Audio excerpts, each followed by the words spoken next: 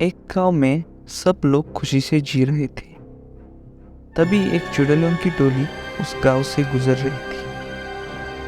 चुड़ैलों को वो गांव बहुत अच्छा लगा। उसमें से बड़ी वाली चुड़ैल बोली, ये गांव बहुत अच्छा है। यहाँ हमें खाने के लिए बहुत लोग मिल सकते हैं। अच्छे से खाने का इंतजाम हो सकता है। जल्दी से जाओ, तुम मुझे खाना लेकर आओ। बहुत दिनों के बाद अच्छा खाना मिल रहा है। जाओ जल्दी, मैं अभी इंतजार कर नहीं सकती। तभी 2-3 चुड़ैल गांव की तरफ निकल पड़ी। जैसे ही एक चुड़ैल ने गांव के अंदर कदम रखा, तभी वो जलकर राख हो गई।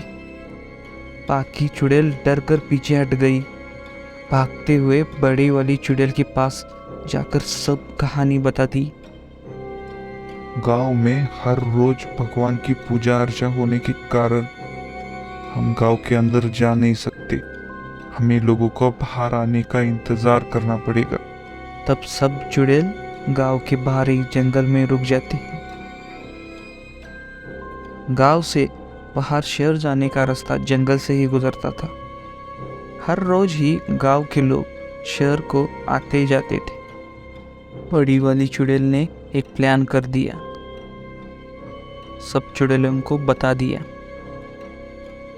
चुड़ैल एक खूबसूरत लड़की का रूप लेती और गांव से बाहर जाने वाले गांव वालों को रोकती।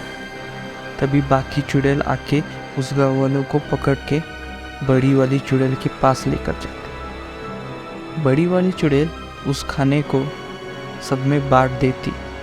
बड़ी वाली चुड़ैल ने सबसे कहा, हम रोज ज्यादा से ज्यादा 1 या 2 इंसान पकड़ेंगे ताकि हमारा खाने का पूरे साल भर का इंतजाम हो सके। आप चुड़ैलों की टोली हर रोज 1-2 इंसान पकड़ के खा रही थी। हर रोज गांव में 1 से 2 लोग गुम हो रहे थे। गांव में हड़बड़ मची थी। लोगों को कुछ समझ नहीं आ रहा था। एक दिन बबन, टिल्लू और रमेश शहर से गांव आ रहे थे। तभी चुड़ैलों की टोली उनको देखती है। सुबह से चुड़ैलों की टोली ने कुछ नहीं खाया था और किसी को पकड़ा भी नहीं था। सबकी सब भूखे थी। एक चुड़ैल दूसरे चुड़ैल से कहती है, एक तो 3 लोग हैं।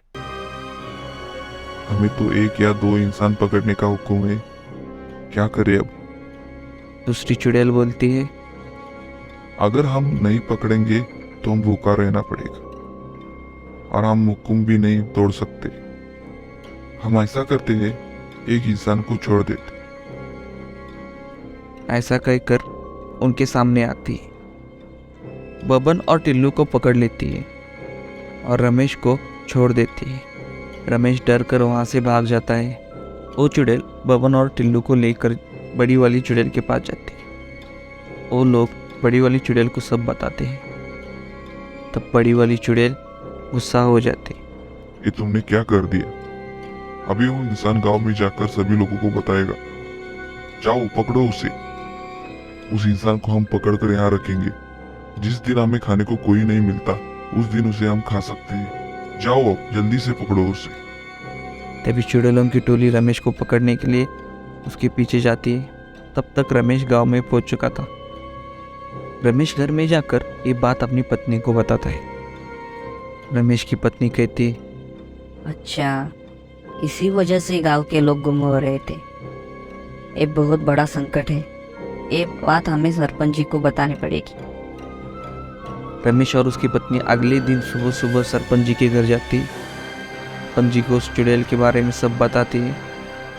तब सरपंच जी कहते हैं, ये बात सारे गांव में समझनी चाहिए और सबको गांव से बाहर जाने से मना करना चाहिए। हम आज के आज ही पंचायत बुलाते हैं। ऐसा कहकर सरपंच जी उनके सेवक सदा से कहते हैं, सदा तुम जाकर गांव में सभी लोगों से कह दो, बड़े पेड़ के यहाँ आ जाना। सदा सारे गांव में एक खबर दे आता है। सब लोग गांव के बड़े पेड़ के यहाँ पहुँचते हैं। सरपंच जी सभी लोगों को चुड़ैल के बारे में बताते हैं। गांव के लोग डर जाते हैं। सरपंच जी कहते हैं, जब तक इस मसले का हल नहीं निकलता तब तक गांव से एक भी इंसान शहर नहीं जा सकता। हम जल्दी से जल्दी इसका हल ढूंढेंगे। गांव के लोग कुछ दिन शहर की तरफ देखते भी नहीं, पर ज़्यादा दिन बीतते हैं, बच्चों की स्कूल, लोगों की जॉब, सब कुछ रुक गए थे। गांव की हालत दिन ब दिन खराब हो रही थी। रमेश और उसके दोस्त बैठे थे। रमेश की तो नींद उड़ गई थी। रमेश उसके दोस्त रवि से कहता है, यार रवि, हम कितने दिन ऐसा चुपचाप बैठेंगे? हमें कुछ तो करना पड़ेगा, इन चुड़ैलों को भगाना पड़ेगा। रवि कहता है, ठीक है यार, कुछ तो करना ही पड़ेगा। मेरा एक दोस्त है हरी, वो इन सब बातों में माहिर है।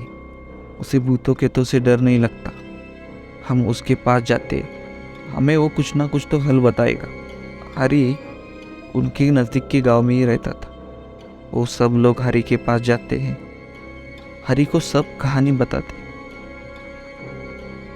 हरी को भूतों प्रेतों में और काली विद्या में बहुत जानकारी थी और उसे उसके नुस्खे भी बहुत पता थे। हरी सब कहानी सुनने के बाद एक प्लान बताता है और सभी लोग अपने अपने घर आते। अगले दिन प्लान की तैयारी करते। सब लोग 2 ग्रुप में बढ़ जाते हैं। एक ग्रुप के साथ रमेश शहर की तरफ चलता है। सभी लोगों को डर लग रहा था, पर उनका हरी पर भरोसा था और उनके पास दूसरा कोई रास्ता भी नहीं था। रमेश का ग्रुप जंगल के पास पहुंचता है। रवि और हरी एक ग्रुप बनाकर रमेश के ग्रुप का चुपके से पीछा कर रहे थे। उधर चुड़ैलों की टोली ने बहुत दिनों से कुछ खाया नहीं था। रमेश के ग्रुप को देखकर वो लोग बहुत खुश हो जाते। इतने सारे लोग, अब तो मजा आ गया, आज तो दिन ही निकल पड़ा। चुड़ैल रमेश के सामने आती और उनको पकड़कर कहती, आज सभी लोगों को पकड़ के ले जाऊंगी। ऐसा कहकर सभी लोगों को पकड़कर बड़ी वाली चुड़ैल के पास लेकर जाती है। बड़ी वाली चुड़ैल ये देखकर बहुत खुश हो जाती है। आज बहुत अच्छा खाना मिल रहा है। तभी हरी और रवि का ग्रुप उनके पीछे पीछे वहाँ पहुँचता है। हरी आगे आता है और बड़ी वाली चुड़ैल से कहता है, सब लोगों को जिंदा छोड़ दो, वरना मैं तुम्हें अपनी मंत्र से जला डालूंगा। बड़ी वाली चुड़ैल हंसकर कहती है, तुम्हें तो मैं पहले ही खा जाऊंगी, बाद में इनको खा जाऊंगी। ऐसा कहकर वो चुड़ैलों को उसे पकड़ने का इशारा करती है। हरी को एक चुड़ैल मारने आती है। हरी अपने मंत्र से उसे जला डालता है। तभी बाकी चुड़ैल डरकर पीछे हटती है और कहते हैं, नहीं नहीं, रुको रुको, हमें मत मारो, हमें मत जलाओ, हमें मुक्ति चाहिए, हमें यहाँ से बाहर निकालो। तभी रमेश के ग्रुप को वो छोड़ देती है। तभी हरी एक मंत्र पुटपुटाकर सब चुड़ैल फूल बन जाती है और मुक्त हो जाती है।